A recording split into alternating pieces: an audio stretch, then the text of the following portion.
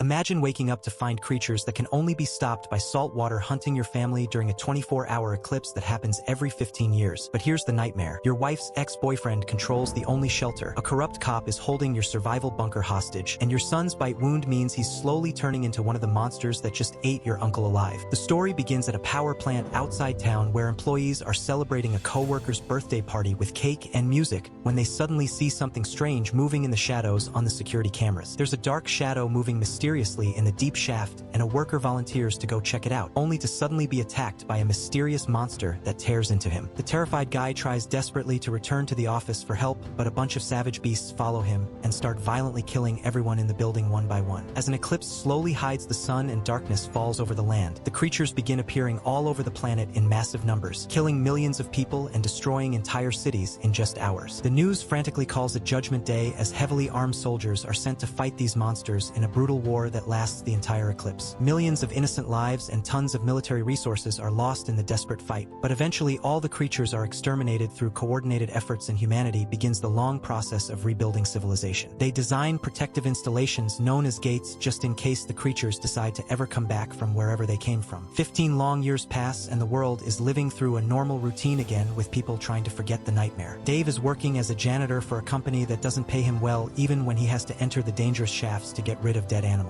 At the local school, his ex-wife Laura works as a teacher and befriends fellow teacher Milton, who keeps persistently asking her out on a date despite her initial rejections. Laura divorced Dave ages ago and is still working on some personal issues from their failed marriage, but today she finally accepts Milton's invitation to give him a chance. Meanwhile, her teenage son Tyler is meeting with his girlfriend Maddie at the skate park, and Maddie is worried and anxious about the upcoming eclipse that's scheduled to happen soon. Tyler tells her there's nothing to worry about because there have been many eclipses in the last 15 years and nothing dangerous happened during any of them. Meanwhile, Officer Garrett is called urgently by the personnel from one of the gates, asking him to come over immediately because they've confirmed major seismic activity underground and containment protocols have been approved. When Garrett arrives at the heavily fortified gate facility, he gets the strong feeling that this time it isn't just another drill or false alarm. He checks on all the security systems carefully, only for a power box to suddenly explode with sparks flying everywhere, causing them to lose a whole grid of electricity. In the city, Dave goes to pick up Tyler at Laura's house for his scheduled weekend visit, and while the boy plays video games in his room, the divorced parents end up arguing loudly about old wounds. It turns out Laura had been pregnant with Tyler during the last disaster 15 years ago, and Dave hadn't been there for her when she needed him most, and she hasn't forgiven him yet despite all the years that passed. Tyler interrupts them, feeling uncomfortable, and gets to leave with his dad to escape the tension. Later in the middle of the night, Dave gets an urgent call from Uncle Ted, who is absolutely sure that the new Judgment Day will be tomorrow and invites Dave to bring his family to his survival shelter before the eclipse begins. Tyler is watching the late-night news and is disturbed to see alarming reports that millions of dead fish are appearing on beaches everywhere around the world. This is one of the warning signs that was seen exactly 15 years ago before the last attack. At that exact moment, the first monster appears at the gate, quietly sneaking up the concrete stairs in the shadows. At the same time, Laura calls Dave saying that she's seen the disturbing news and wants Tyler to come home immediately because Milton has reserved a spot in a shelter. Dave wants Tyler to stay with him, and an argument ensues during which Tyler receives a text message that makes him leave the house in secret without telling anyone. When Dave finally goes looking for him, he only finds a note in his room with Maddie's phone number. Milton keeps rushing Laura because the shelter is filling up fast, so they need to be there soon or they'll lose their spots. When Laura explains Tyler is gone, Milton uses the boy's phone number to track the location with special software and finds him at the skate park. It turns out Tyler is there with Maddie, who is very nervous and scared because her parents left without her. Tyler promises that he isn't like his dad and will never leave her alone no matter what happens. Suddenly, a loud cry is heard and huge flocks of birds appear in the sky, darkening it, which is another sign of the reckoning. People in the park run in panic. Dave gets stuck in a giant traffic jam, but when he sees the birds fly by, he leaves the car and continues the search on foot, running through streets. At the gate, workers are checking the systems when they hear some strange sounds echoing. A monster suddenly appears from the darkness and begins attacking one of the men viciously. Garrett runs away while the other soldiers open fire with their rifles, but it seems ordinary bullets don't harm the beast at all. Moments later, Dave finally finds Tyler and Maddie right before the emergency sirens start ringing through the whole city with deafening noise. Luckily, Laura shows up with Milton, and they take the three of them away in Milton's car. There is around an hour left before the eclipse, and the city is in complete chaos. With people trying to escape, there's a traffic jam on every road blocking all routes. The family gets stuck for a while and sees cultists walking around the cars, scaring drivers with their painted faces and their conviction that the end is coming. When Milton finally sees an opening, he drives as fast as he can and manages to get the family to the shelter. Unfortunately, there's chaos chaos here too, with lots of people begging for a place inside, while the military says firmly that only women and children are allowed. Dave tells Tyler to go with Laura and Maddie into the shelter, but after stepping inside, Tyler regrets it and runs back to his father saying he would never leave him behind. The women follow him out, and at that moment, the scoreboard announces that the shelter is completely filled. The group rushes back to the car while discussing options desperately. Dave wants to go to Ted's hideout in the desert, while Milton suggests hiding at the school because it's closer and it has a basement. They soon get stuck in another traffic jam, so they end up getting out of the car as an earthquake hits the area hard and the eclipse begins. With the world falling into darkness, the monsters start making their way out to attack. They immediately take over the city and start killing without mercy, just like it happened 15 years ago. Dave insists they should leave the city and wants to drive, but Milton gets angry because this is his car and he knows how to save everyone. An argument ensues and punches are thrown, but the fight is interrupted when a flying monster dives in and takes Milton away. While Laura screams, Dave shoves her into the car and he takes over the wheel to finally take his family out of the city. As they drive along the canal, they discuss theories about the origin of the monsters, wondering if they were sent by God or not. Eventually, the car starts to run out of gas and Dave wants to find a replacement for it. He parks next to a bunch of abandoned cars and begins checking inside to discover there are bodies in them. When he finally finds an empty one, he gets inside, only for the driver hidden in the back seat to pull him down as he reveals there's a monster nearby. He keeps searching around the vehicles for more victims, and when it passes near the two men, thankfully it doesn't see them and keeps going. Then the monster finds one of the bodies and begins eating it. So very carefully and quietly, Dave starts rolling the car back to Laura and the kids. Now both cars are standing side by side, so Laura and the kids try to pass from one car to another. They're very quiet about it, but the monster still notices them and comes after them. The old man gets out of the car and sprinkles the beast with salt, but this only stops the monster for a moment, and then it jumps on the man to start devouring him. The family uses this distraction to finally drive away from the area, taking an abandoned road in the mountains, while hordes of monsters flock to the city from all sides. Eventually, they finally make it to Ted's hideout, which is a truly concrete bunker. The doors are closed, and there are cameras on the roof, but nobody comes out when the family begins yelling and hitting the door, begging to be allowed inside. What they don't know is that Ted is sitting at his computer watching them on the cameras while someone is pointing a gun at his head. At that moment, a horde of monsters appears in the mountains and begins rushing to the shelter. As the family panics, Dave grabs a tire iron to protect his loved ones, but then the door of the bunker finally opens and they rush inside. The family meets with Ted and his wife Stella, but they're also surprised to find Garrett. Apparently his father used to be war buddies with Ted and he got separated from his unit, so he came here to ask for help. Dave notices Garrett has a gun, which makes him suspicious. Then the group shares a meal, but they can't help noticing on the monitors how the monsters are trying to smash the door, making everyone nervous. Using the radio is also useless because they can only hear screams. Maddie asks how the monsters sense them, and Garrett explains they react to light and heat, but he wonders if they see people's souls. He also shares the story about how he survived the first Judgment Day. Back then he worked at a refinery, and when the monsters poured in there, he managed to dive into a pond of salty mud. He buried himself and had to listen to the monsters killing all his colleagues and friends. While Garrett is distracted by his storytelling, Ted signals Dave to grab and hide a knife, unaware that outside a centipede-like monster is crawling into a small hole in the mesh covering the window. Then Garrett announces he'll be on watch duty first, so Ted invites the others to stay and play cards instead of sleeping, looking meaningfully at Dave. However, Garrett notices the gesture and pulls the gun out of its holster, forcing Dave to put down the knife as he explains that Ted had been against allowing him to stay. It was Stella who had taken pity on him. He survived the first time, and he's determined to survive again no matter the cost. Suddenly, Tyler throws himself at Garrett to try to take the gun, but Garrett just pushes him away. An argument ensues, but Maddie interrupts it by pointing out they can't hear the monsters anymore. Then the centipede-like monster jumps out of the wall and bites Stella. While Ted rips the creature off his wife's neck and pours salt on it, Dave punches Garrett to take his gun and tries to shoot the creature. The little monster dodges all the bullets, but Maddie manages to kill it with the knife. Afterward, they tie up Garrett and try to stop Stella's bleeding, but they'll need proper medical care. At that moment, they notice on the monitor that a huge beast is repeatedly hitting the front door trying to get in. Dave says they should leave, but Ted doesn't want to go out, saying his wife won't survive outside. Stella wants him to go and reminds him of the underground passage under the bunker which leads to the mountains. Garrett says he has a car with a full tank and he can take everyone to the gate, and the group doesn't know of believing him until Garrett points out that it's beneficial for him to help them. They decide to leave, but first Ted reveals he has a whole arsenal of weapons and everyone arms arms themselves. While the group enters the tunnel, Dave opens the front door and blows up the first that comes through before joining the others. Once the tunnel is properly closed, they go outside and notice Stella is having trouble walking because she's starting to transform into a beast too. Later, they're walking down a road when Tyler spots a monster just standing there. The beast seems to be dead, so Maddie tries to touch it, only for Tyler to stop her. When she turns around, a long tentacle comes out of a hole in the ground and grabs her legs, trying to drag her away. As Maddie screams wildly, Tyler and Dave hold her back, and Laura shoots at the tentacle to make it retrieve. Once Maddie is free, the group runs away, and Garrett convinces Dave to untie him so he can help in case of another attack. What the others don't know is that Dave is hiding an injury on his arm. Sometime later, they make it to the top of the mountain and see the city is burning. When they find Garrett's car, they are devastated to see it won't start. At that moment, monsters appear on top of the mountain and begin rushing in their direction, so Garrett desperately tries to start the engine again,